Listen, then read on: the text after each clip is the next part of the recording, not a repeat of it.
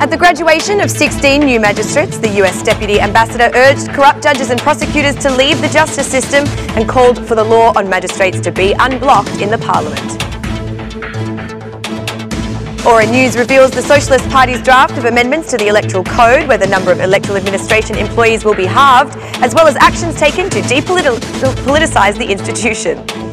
The Finance Ministry has introduced changes in taxation for the coming year, while the head of finance admitted that the weak euro will continue to negatively affect state revenues.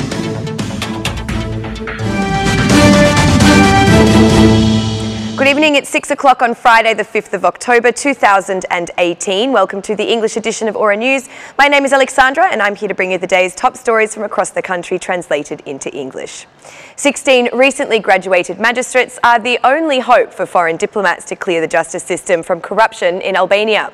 In the absence of the ambassador, Deputy Ambassador of the United States of America, Leila Moses-Onis, spoke clearly about the fight against corrupt judges and prosecutors, which according to her destabilises the justice system.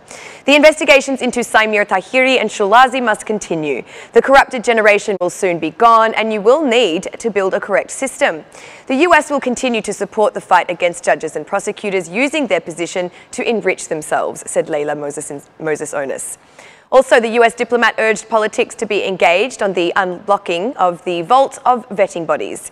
Politics should work together to pass the draft law on the magistrates' school. The establishment of the special anti-corruption structure in the National Investigation Bureau should be achieved as soon as possible. Tomorrow's justice system depends on the action of the Assembly today, said Leila Moses-Onis. Director of the School of Magistrates, so-called Sadushi, during the graduation ceremony, criticised the Parliament for holding hostage the new 16 magistrates. Your task begins here. Give the opportunity to people to appreciate, but also to believe, because the time has come for justice that really provides justice, that we have so much missed and needed. I wish you success in your new mission, said so-called Sadushi. Meanwhile, Supreme Court Chair Jazair Zaganyori once again read the manual with the qualities that should have an honest judge or prosecutor to his students. Even he is still in the process of being vetted after an appeal made by the Special Appellate College for the reconfirmation of duty by Independent Qualification Commission. To be polite, to always act according to the law, to stay abreast of legal changes, to take care of every issue regardless of its importance, to address and resolve issues with efficiency, and in every case to act with integrity and full independence in solving the case, said Jazair Zaganyori. The new magistrates appealed to Parliament to unblock the draft law on the status of judges and prosecutors so that they can commence their employment.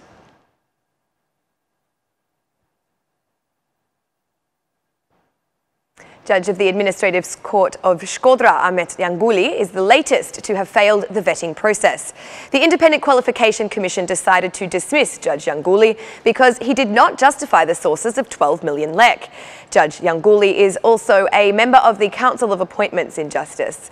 The Independent Qualification Commission raised doubts about the justification of wealth, as well as favouring parties in the legal process, repeated trial delays, and in some cases, lack of ethics.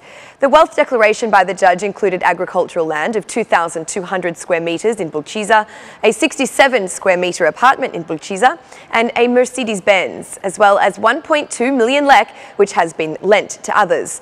Judge Yanghuli rejected the reports of subsidiary institutions and was defended himself by arguing that he had clarified the problems in the previous two investigations by the High Inspectorate of Declaration and Audit of Assets. He maintained that his income and his spouse's, who works as a notary, are legitimate.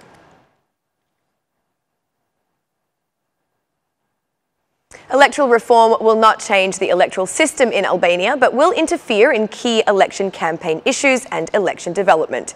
Aura News read the draft of the Electoral Code amendments made by the Socialist Party and independent experts contracted by the Assembly, who have moved forward without the opposition as they have boycotted the Commission. In a document that has not yet been made public, a number of changes have been made. These relate to the number of employees in the election administration body, the structure of the commissions of the administrative election zones and the voting centre commissions, as well as how counting teams will be selected. From the 8 members of the commissions of the Administrative Election Zones Commission currently have, the new code proposes to only have 4. From the 7 members currently holding the Voting Centre Commission, the new code proposes only 3. Another novelty is that the body will no longer be elected by political parties, but by individuals who will be trained by the CEC and will receive the electoral title, thereby depoliticising the electoral administration. The chair will be the oldest member of the board, and the second oldest person will be the secretary. Counting groups have also undergone a change, reducing from 4 members to 2. Regarding the sale of the vote, the new code foresees only one declaration signed by the party chairperson, who solemnly vows to not be involved in such a move. As for the financing of political parties, the code prohibits cash financing for a subject more than 30,000 lek, down from the previous 100,000 lek ceiling. Another new measure is that parties will not be allowed to receive funds from legal companies that have benefited from concessions or PPPs in the 3 years prior to the election. Also, legal persons and companies that finance a political party will be forbidden to receive concessions and PPPs worth more than 10 million lek for 3 years after the elections. To denounce violations, the CEC will create an online portal during the election period. Concerning the election campaign monitoring, television networks will continue to show ready-made material from political parties to news editions, but politically paid advertisements will be banned for the 3 months before the start of the election campaign. While from the campaign experience of 2017, propaganda materials such as flags, posters and more will be banned outside the area set up by the municipality and will be allowed only at a distance of up to 5 metres away from electoral offices. Gender equality has also been significantly highlighted in the new code. To be implemented, the new electoral code requires 84 votes in Parliament, thus necessitating the contribution of the opposition, which has so far chosen to boycott the entire Electoral Reform Commission.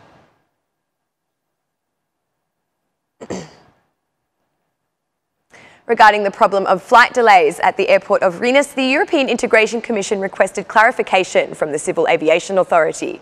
In his response to the Commission, Director Christian Carey explains that the delays have been occurring for years and mostly exist in Italian companies.